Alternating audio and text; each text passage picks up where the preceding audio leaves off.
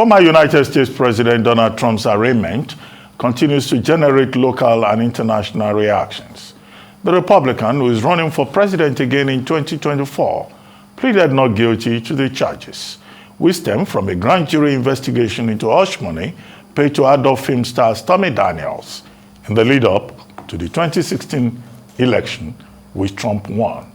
More so, at a news conference after the court hearing, Manhattan District Attorney Alvin Bragg said that the alleged scheme was intended to cover up violations of New York election law, which makes it a crime to conspire to illegally promote a candidate.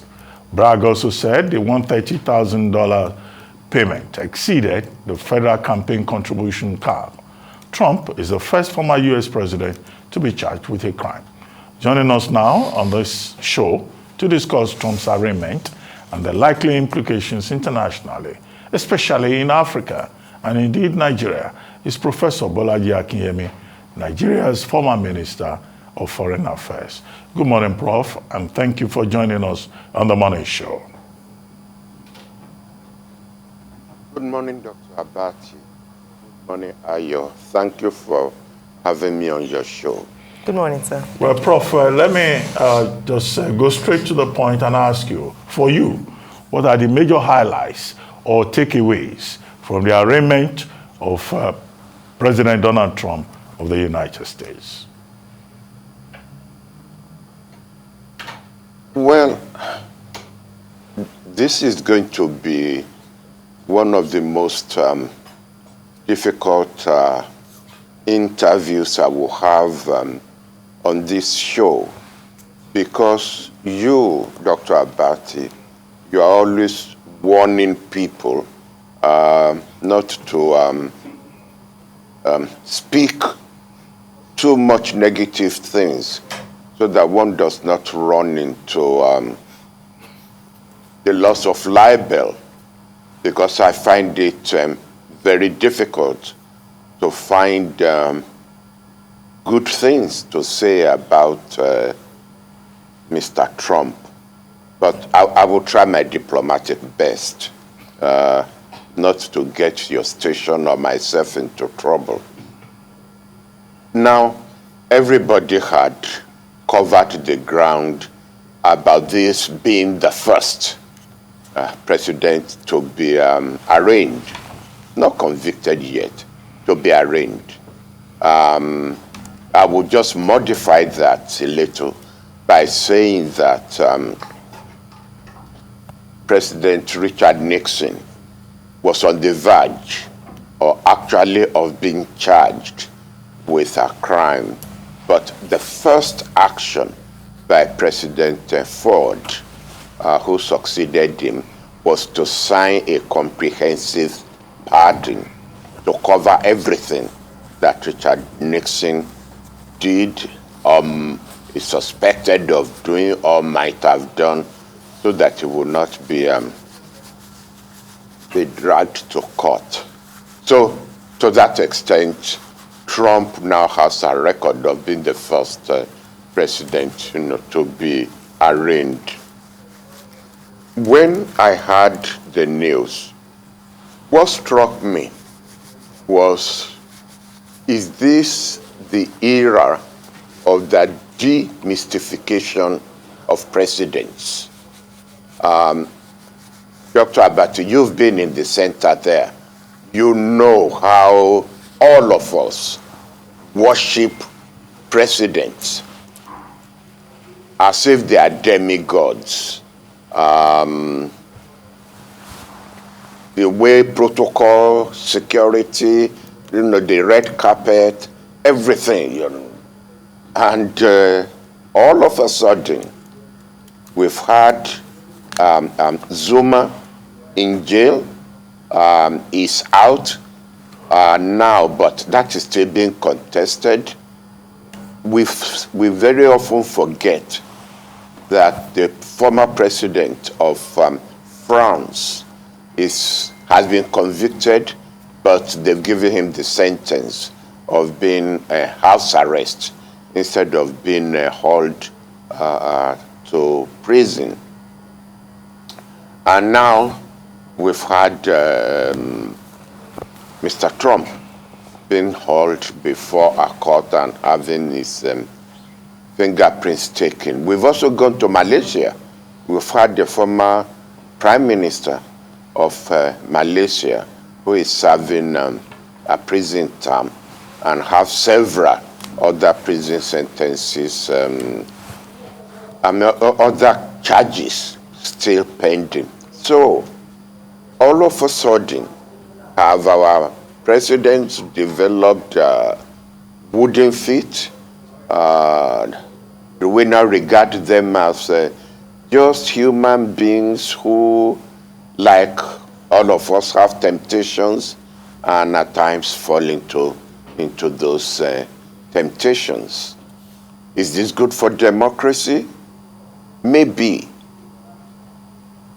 And the reason being that presidents who, while in office, think they can do and undo anything, all of a sudden may be having second thoughts about the criminality or otherwise of their action. Even I forgot when I was running through series, the pending ICC warrant on Putin. So, one, still holding one of the most important posts in the world. The second, having held one of the most important posts in the world and still wanting to go back, and now really have charges hanging over them. It is not too late, although some may argue, and I will be one of those who will argue, that perhaps this should have happened a decade ago.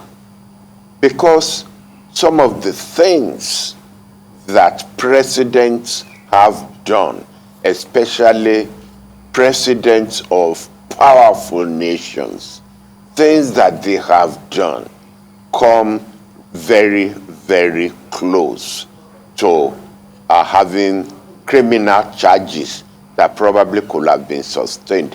For example, sending a drone after one person, but that one person is in a marriage ceremony where there are 50 others, and you wipe out the entire 50 just because you are going after one person.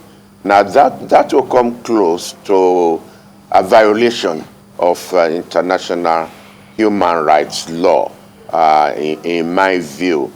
So we now have ourselves in an age where presidents have to be very careful about their conduct. Specifically, Mr. Trump, he is like a butterfly who has flown very, very close so many times to the flame and somehow has managed to escape having his wings burnt until this time. To me, I don't care what the outcome of the trial is likely to be. A precedent has been set, and that one cannot now be unwritten. You are the lawyer, Dr. Abati, so you probably have followed the complexities of the case for which he's charged. Paying money to that lady is not a criminal offense. It was getting somebody else to pay it on your behalf and then cooking the books of your company to repay your lawyer. That is the criminal offense in the state of New York. And people should not forget that that particular lawyer has confessed in court, had been tried, convicted, and has served his term for his own role in the shenanigans that had taken place. The one thing that worries me about this is, given the toxic atmosphere that we have in Washington, I can imagine after Biden has left office, or after any Democratic president has left office, a district attorney somewhere deciding to settle scores, file flimsy charges against that Democratic governor, Democratic president.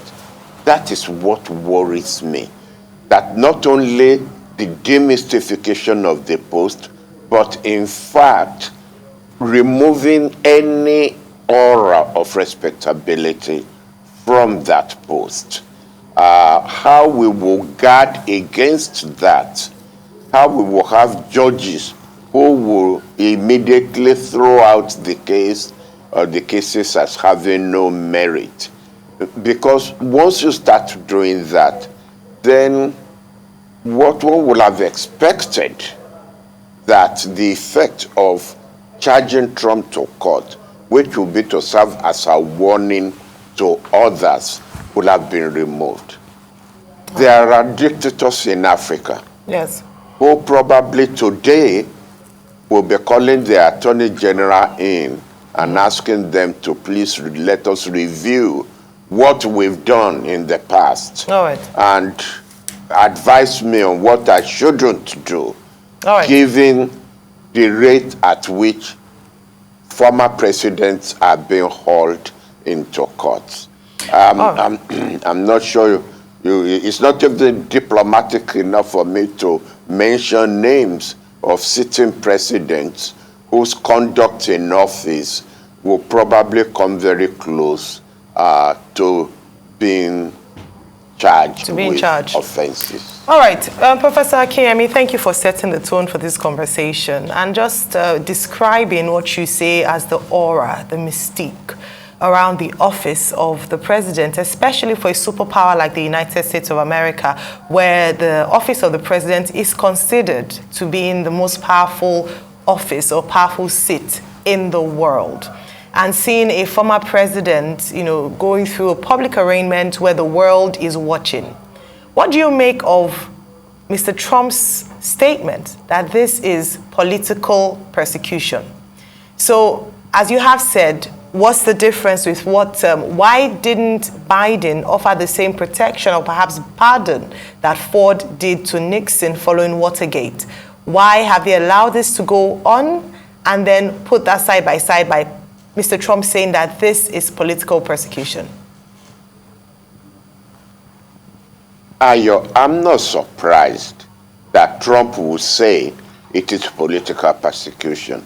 Believe me, if you go on a visit to a prison anywhere in the world, 99.9% of the people inside that prison will tell you that they are not guilty, that they were just, they are innocent, they are just roped in. And if it is a Nigerian prison, they will tell you is the witch in their village who had arranged this and what have you. No. People, it is standard practice. That's why you plead not guilty.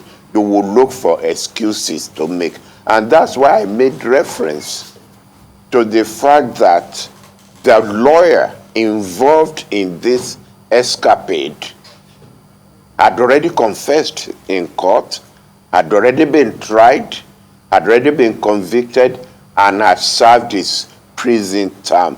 He has even been debarred from practicing law in the state of New York. So, that a crime was committed can no longer be denied. It is the complicity of Mr. Trump in this that will now have to be decided in the court in New York. Number two, why did Biden not pardon Trump? as Ford pardoned Nixon. First of all, both Ford and Nixon were Republicans. And it was Nixon who appointed Ford as his vice president after Agnew got into trouble over a bribe that he was supposed to take, and he also was dragged before a court of law and was convicted. So the post of vice president became vacant. So Mr. Ford might have felt that he owed Nixon something.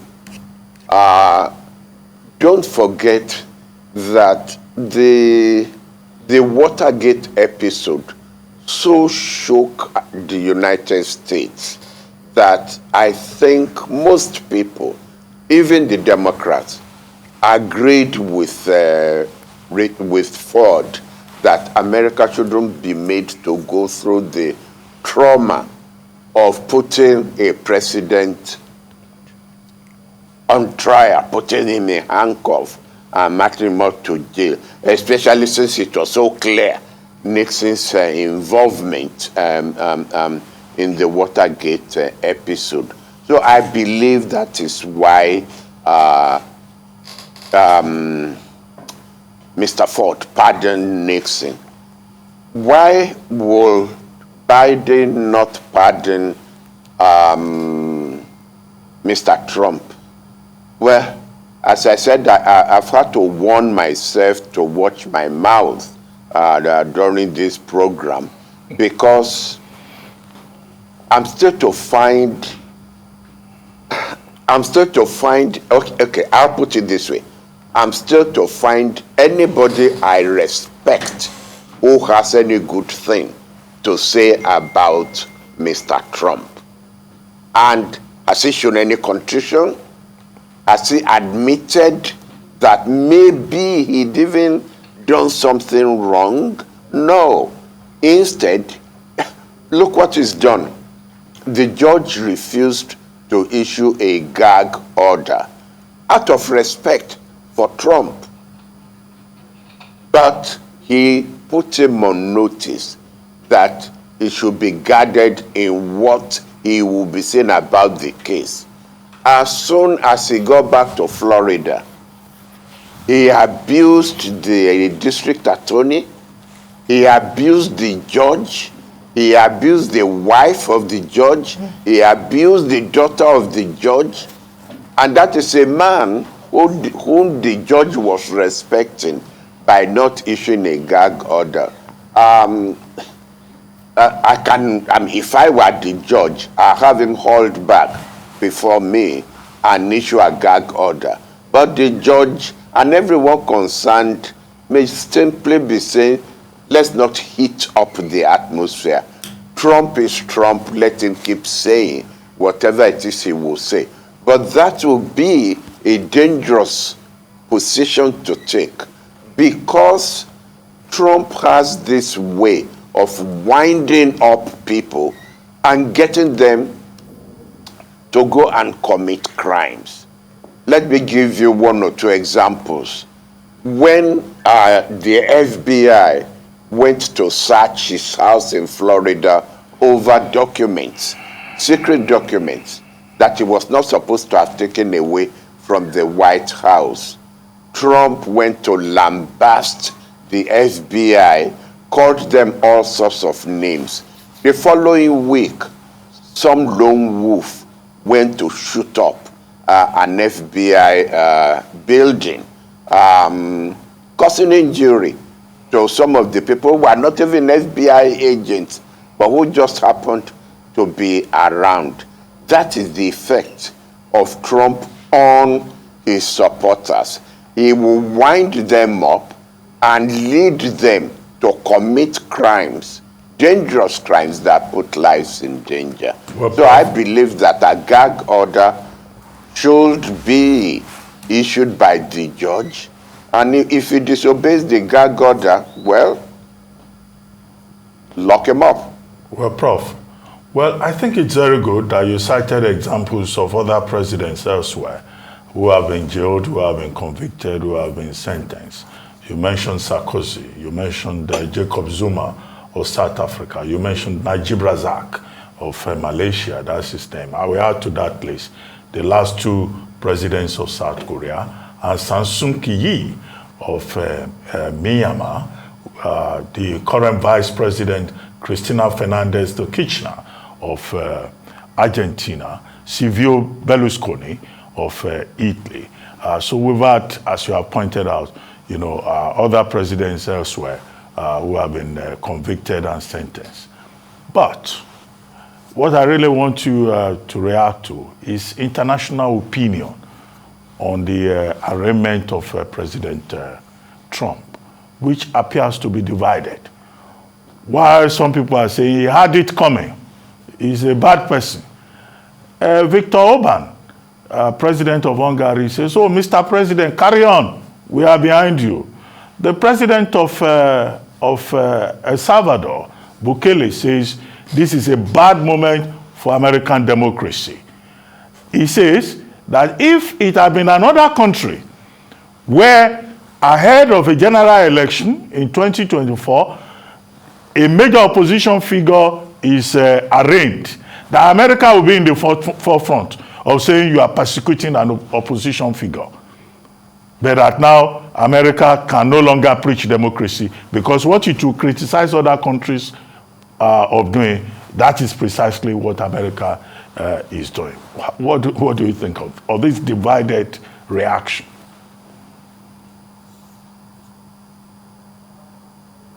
I expect that to happen. Some of the names you've mentioned, who say they're watching Trump's back, are probably dictators who should be watching their own backs, who don't want precedents, to be set. So I expect that kind of division in opinion. One thing I don't understand, and you will understand it better than I do, is why does it take 2 years, at times 3 years, to investigate a case in the United States before you put the chap on trial? Why? I was watching your program yesterday, and I heard very clearly the position of Olisa Agbakoba, SAN, on the way the judicial system in some countries, and specifically in Nigeria, seems to drag on onto eternity, when in fact, they could be taken on board and discharged as quickly as possible. Everybody knew that this case had been pending. In fact, I told you about how the lawyer had gone to jail, and he went to jail when Trump was still in the White House. So this is not a new offense. Why has it taken so long to get to this point? There are 4 other cases pending, by the way. So don't let us think that this is the only one. Remember that call to the governor, is it, of Georgia? Of Georgia, I think. Yes, Georgia, during the last election. Just find me this number of votes. That's all I need. I don't care how you find them. That's all I need to win the election. He was trying to get the man to become complicit in stealing an election. That you have on tape. What is taking Georgia so long to try him? What? Why? Then you've got his own role in the January 6th invasion of Capitol. Why? We've all listened to the we've all listened to the evidences produced before Congress. The documents have been passed to the DOJ, Department of Justice. Why are they sitting on it? So, I mean, I don't understand really why, lawyers take so long. Although, mark you, if I ever have a case in court, I hope you guys will take a long time before you come and drag me from my house. But the election coming honestly has nothing to do with his being charged to court. Do you know the profile of the district attorney in New York? One, he went to Harvard College, and then he went to Harvard Law School, where he became the top of the class. So you are not dealing with, and he's been practicing law for, I don't know, I think either he said 25 or 35 years. So you are not dealing with just, charge and bail lawyers, we will say in this country. You're dealing with one of the first-class brains, so he must know what he's doing. But you are right. Or the president who said if this were another country, America would be in the forefront. And I hope that the United States will be learning a lesson about humility, less hubris about dealing with other people. So while we are learning a lesson from them that we can haul our own president or any ex-president before a law court, that they also will learn how to be less critical of the moves that other countries make. So I agree with you. Opinion is going to be divided even in the United States. Remember, did you hear what he said in Florida yesterday? How can 75 million people think I'm guilty of any offense? And he's right. 75 million, that is still his base in the United States. Yeah. Well, Professor Akinyemi, like you said, there'll be divided opinions even in the United States of America. In fact, what has been said is that he's been able to raise money for his campaign despite his arraignment, $10 million as at last count. But I want to go deeper into what you said as to some lessons that we can learn, especially in the African context, in the Nigerian context. So here is a former president, powerful office, who's been arraigned for accusations for falsifying business records, which happened before he became president. Also for other charges that are set to be coming up against him is, like you said, the Georgia case, the telephone call to manipulate votes in his favor, and thirdly, his role in the invasion of Capitol on January 6. In Nigeria, since, the question I would like to ask is democracy in the United States or the standard of democracy different from what we practice here in Nigeria? Because if you look at our leaders, presidents, many of them have been, they've come under investigation, or perhaps there have been allegations of such misdemeanors, but nothing has been done yet. I'd like you to get your sense on it. Is it because our democracy hasn't matured to that level, or perhaps we still hold our leaders or presidents in such awe that we don't think it is appropriate to charge them or to investigate them, or perhaps even arraign them in court if there's, if there are allegations against them? We will need to be careful about what we do in Nigeria. I mean, first of all, American democracy is 200 years old. Our own democracy is 61 years old. So we are still maturing. The sensitivities in this country, what you have to take into consideration. Even in the United States, if people could be bellowing before cameras that this is persecution, this has nothing to do with criminality, it's because they don't like Trump, if the Americans could still be saying that, you can imagine what we will be saying in Nigeria. We will say, oh, it's because of his ethnic group, it's because he belongs to another political party. And it doesn't take long to trigger off riots in this country. All you need to do is for some senseless so-called leader to call on people to go into the streets and start to destroy things, and you've got a riot on your hand. And don't even forget, because you and I have mentioned it, January 6th, invasion of Congress, people got killed, and it took the strength of American democracy to prevent a coup taking place on that day.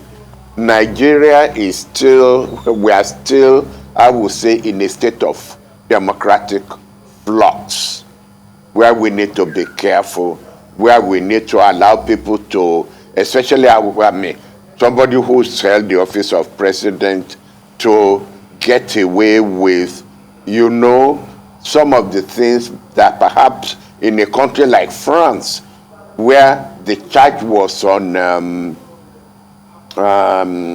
campaign funds, that's what the president was charged with. In our own case here, whoever audits campaign funds or party funds, but there are things that we may allow our president to get away with that the ICC may not allow him to get away with. And I will call to your remembrance what happened to Laurent Gbagbo in Côte d'Ivoire, that he was hauled before the ICC, admittedly found not guilty, but still he had gone through the humiliation of being arrested, handcuffed, locked up in the cell, and gone through that trial before he was then found, not guilty.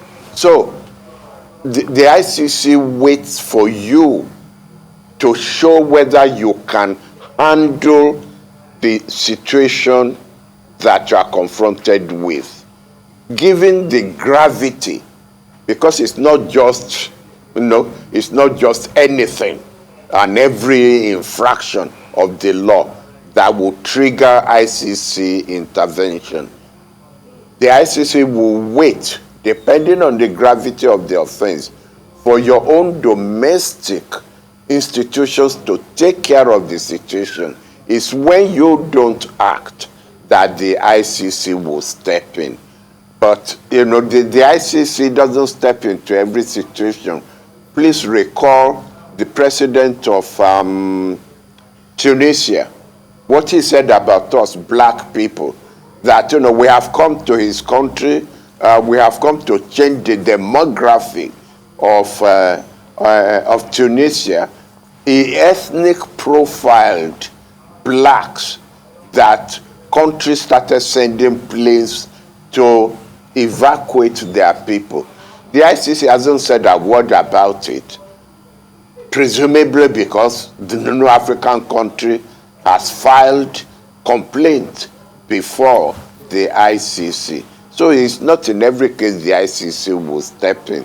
We will get there, hopefully, one day that, or I pray we don't get there. I pray that, our leaders to be and future leaders will all learn lessons from what is happening all over the world by, warrants, arrests, charges, and what have you, to moderate their own behavior while in office, knowing that just as there is life after office, there are prisons after office. Well, Prof, it's good you mentioned Laurent Gbagbo, but that was in relation to election matters in Côte d'Ivoire. But I imagine that, we probably will not have any African leader getting involved in being charged for stormy affairs. If it were in Africa, they would say, well, I mean, it comes with the line of business. No married man would disclose payments to another porn star. Such things are supposed to be kept in Africa. But are there African leaders that you think deserve to be charged, deserve to be questioned? Not necessarily for, bedroom matters, but for the way they have provided leadership. You cited Gbagbo, you cited Zuma. Are there some other ones across Africa that we should identify, that you know? Yes. I'm just being very careful. There are four that immediately come to mind, but let me just give you the profiles without mentioning names. They came to office without elections. They stayed there for so long. In one case, his son, in two cases, the son, their sons are being groomed to take over from them. Opposition leaders disappear under them. And if you value your life, not just your freedom, you will keep far away when you are criticizing the leader, on the seat. I'm sure with this kind of profile, you yourself will know the people who are involved, without names being mentioned. But there are four that immediately come to my own mind. There are five. I just remember. There are five. Again, people who, while in office, people got killed, got assassinated, not just one, not two, not three, not four, got assassinated, and nobody has been convicted of those offenses. We don't know who did it till today, and their families cannot have rest of mind that at least they've had justice. That is there on the table.